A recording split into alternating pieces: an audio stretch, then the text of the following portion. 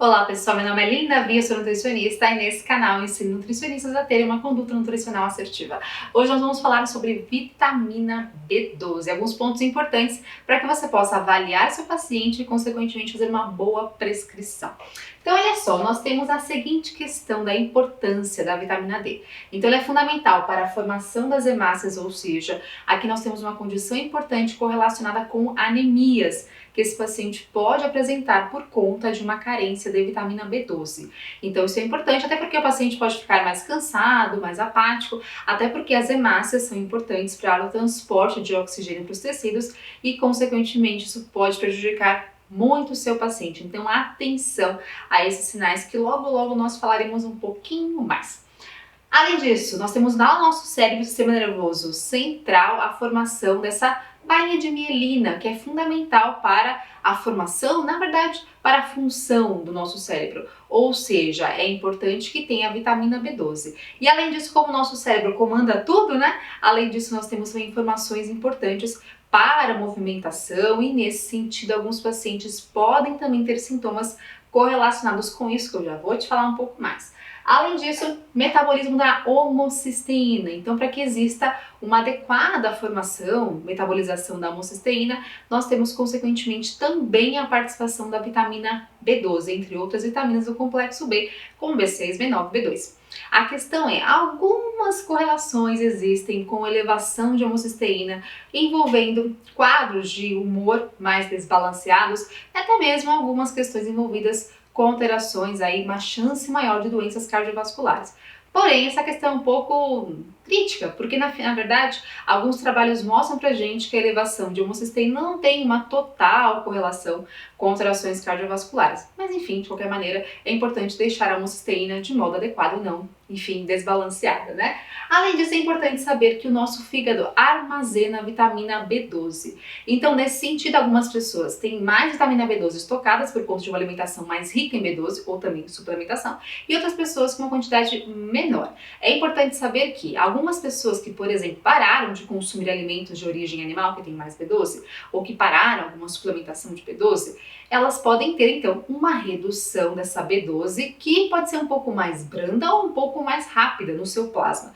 Até porque algumas apresentam mais B12 no fígado e outras menos, né? Então o estoque vai depender do quanto que você consumiu. Então, nesse sentido, alguns pacientes nossos, quando param de consumir a B12, podem ter uma depressão mais rápida, cerca de 4, 5, 6 meses, e outros ao longo de anos, 4, 5, 6 anos. Ou seja, é algo muito particular e é importante avaliar para cada paciente nosso. Além disso, nós temos aqui uma questão importante para que você verifique quais pacientes seus que têm uma correlação maior com uma deficiência de B12. Então fique muito atento a esses pacientes, que eles têm uma chance muito maior de apresentarem uma deficiência de vitamina B12. Por exemplo, pacientes idosos já têm, de modo natural fisiológico, uma redução de HCl e também de fator intrínseco, que são componentes importantes para a absorção de vitamina B12. Então, atenção a esses pacientes. E já fazendo uma correlação, pacientes que usam também omeprazol, pantoprazol, por conta da mesma questão, podem também apresentar uma redução na absorção de vitamina B12. Então, atenção a eles. Outra questão, pacientes que usam metformina. A metformina impede um pouco a absorção da vitamina B12, então é importante avaliar nesses pacientes que utilizam a metformina, que é um tipo de hipoglicemia oral utilizado em pacientes com diabetes, com SOP e por aí vai. Além disso, nós temos pacientes veganos que não consomem então a B12, que está muito presente em alimentos de origem animal, e pacientes também bariátricos. Então, muita atenção a esses pacientes atenção redobrada, para que assim você possa pensar numa prescrição de vitamina B12 de modo mais adequado. Outra questão importante também é pensar nos sinais e sintomas que o seu paciente chega no seu consultório, para que você investigue, que você pergunte e faça correlações em relação à B12. Claro que alguns pontos aqui estão correlacionados com outras alterações, por exemplo, cansaço, pode ser por vários outros motivos, mas é importante que você avalie todos eles. Então olha só, Nós temos aqui as hemácias, lembra que a gente falou que a B12 é importante para essa formação? Só que muitas vezes quando não tem B12 adequada, de modo adequado para esse paciente, essa hemácia tem uma formação um pouco mais defeituosa, ela fica um pouquinho mais desregulada. A gente chama de hemácia, nesse caso até uma anemia também, megaloblástica. Então ela fica maior, só que ela fica meio disfuncionante. Ela não tem uma função adequada.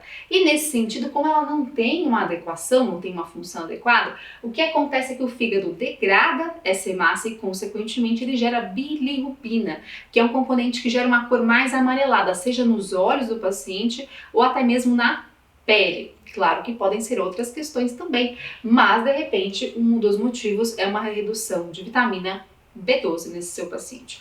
Outro ponto, o paciente fica mais cansado. Lembra que a gente falou? Se ele não tem uma hemácia bem formada, ele pode ter uma anemia e, consequentemente, o cansaço bate nesse paciente.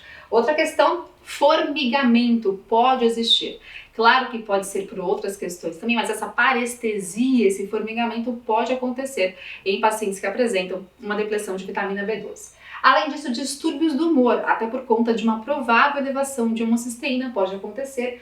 Para pacientes especialmente mais idosos, alguma dificuldade na marcha. Lembra que a gente falou que é importante a vitamina B12 para a formação adequada da bainha de mielina e nesse caso a marcha, a coordenação motora pode ficar um pouquinho mais deficiente, especialmente em pacientes mais idosos. E outra questão, uma sensação de falta de ar, até porque a hemácia não está muito bem formada e ela consegue, né, levar esse oxigênio. Nesse sentido, pacientes com redução de vitamina B12 podem ter uma sensação de falta de ar também. Então atenção a esses pontos, porque o seu paciente pode apresentá-los. Outra questão interessante para dosar no plasma do paciente, já falamos sobre isso outras vezes aqui nesse canal, e aí vejam que é importante a dosagem de ácido metilmalônico. Claro que é um exame caro e nem todo paciente pode fazer, então, ou seja, a gente pode também recorrer a outros, como por exemplo a dosagem de homocisteína plasmática, assim como também vitamina B12.